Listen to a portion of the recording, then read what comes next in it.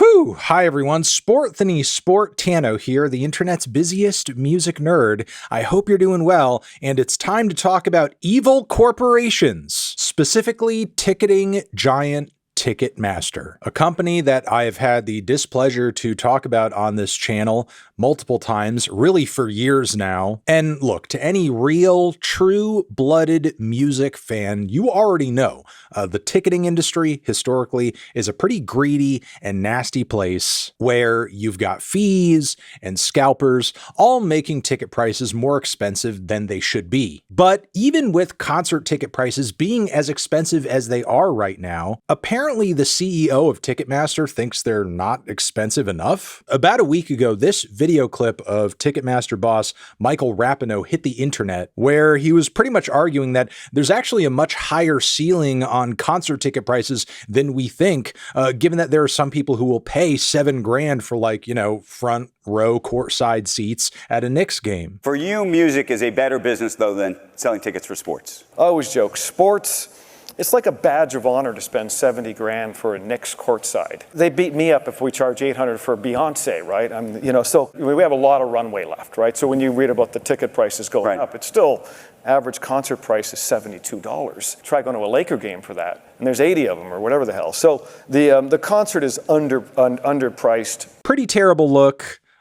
Definitely a sign of disgusting levels of greed, but not necessarily news. Not news if you've been paying attention to the way these companies operate anyway. But here is some news, because apparently the FTC is now suing Ticketmaster and Live Nation over turning a blind eye to scalpers, which honestly, when you look at some of the emails and communications that are being talked about here, is kind of like, underselling the situation, because we're not just merely talking about Ticketmaster like, ignoring an ongoing problem. That problem being allowing scalpers to abuse the fact that the internet has basically opened the marketplace of concert ticket sales up to the entire world. So basically every ticket at every show at every concert is now being priced at a global market scale, not just according to what people are willing to pay for those tickets locally. And now you have scalpers who are buying tickets in mass, reselling them for higher prices. And before I go any deeper, you might want to stop me here and say, but Anthony, hold on, wait. As this sort of thing became more of a phenomenon, we were assured by the ticket companies that they were going to be doing their best to curb scalping. And on top of that, we also have the Better Online Ticket Sales Act to help enforce those expectations legally. Aren't we right now, as concert goers and ticket buyers, protected from such things? No, actually, you're not. Ticketmaster is actually not just ignoring scalpers. In fact, they're more or less like fully aware of what they're doing, helping them a little bit in some cases, and accepting their practices broadly, because every single time a ticket is sold on their platform, they get a fee. And then another fee, and then another fee. And again, it's hard to emphasize enough how cartoonishly evil Ticketmaster is being in this situation, because we're not simply just talking about, can we add another fee or do this other thing to just like marginally increase profits? No, I'm talking about basically the financial equivalent of tying you to the train tracks and, twirling the mustache while the fucking, engine is rolling down the track.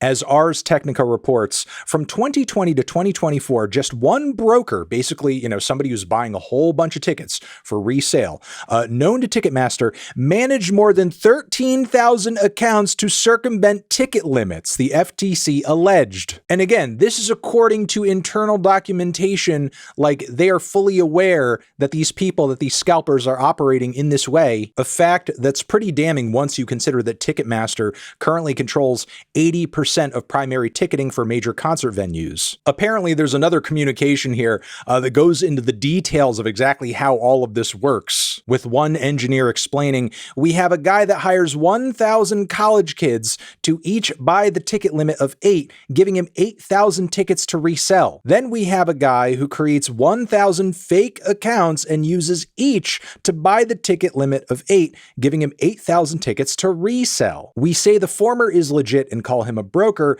while the latter is breaking the rules and is called a scalper. But from the fan perspective, we end up with one guy reselling 8,000 tickets. And furthermore, according to the FTC's allegations, Ticketmaster, again, was fully aware of these practices, knew that this was going on, knew that these people had sort of like, found a workaround for these rules. But knowing that their profits would drop were they to stop these practices, they just let it continue, regardless of how many fans got ripped off in the process. Now, I know there's going to be at least like maybe a couple morons in the comments who just think like, Anthony, this is just like what happens on an open market. This is capitalism. People should be allowed to like buy and resell their tickets, whatever. I mean, okay, if you're average Joe concert goer, that's fine. I don't have any personal issue with that. If you somehow buy 3 Oasis tickets for one of their reunion shows and you find that, I don't know, you can't go, or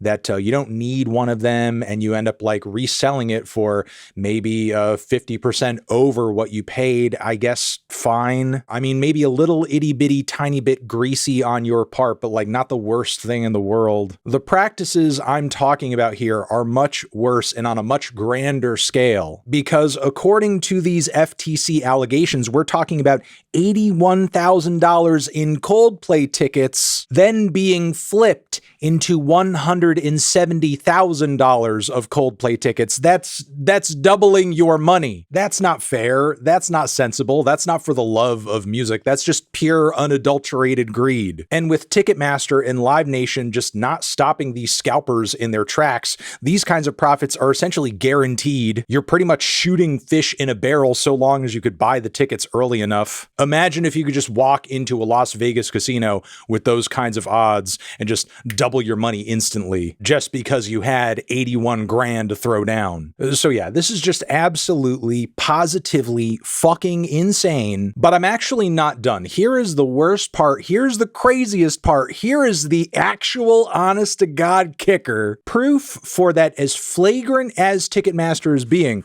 with this bullshit, they know it's wrong, that there are reports floating around online of people screenshotting their browser when they go to buy concert tickets, and they have to click a terms of service box that includes the text, including the arbitration agreement and class action waiver updated August 2025, meaning that by virtue of purchasing this ticket, you are waiving any ability that you may have to take part in a class action lawsuit, one that hypothetically might be, seeking damages from Ticketmaster after you were gouged over concert tickets because the company allowed them to be resold several times, only for you to be charged an arm and a leg at the end of this human centipede of ticket fucking bullshit. So I'm not really sure what to say to finish this video off other than fuck Ticketmaster. Like, fuck this company, fuck their fees, fuck everyone ignoring this, and fuck their CEO. I hope you guys get the fucking bejesus suit out of you. And to whatever extent that you can, please do not use this satanic company and deprive them of the ability to do this to you. I'm going to leave it there.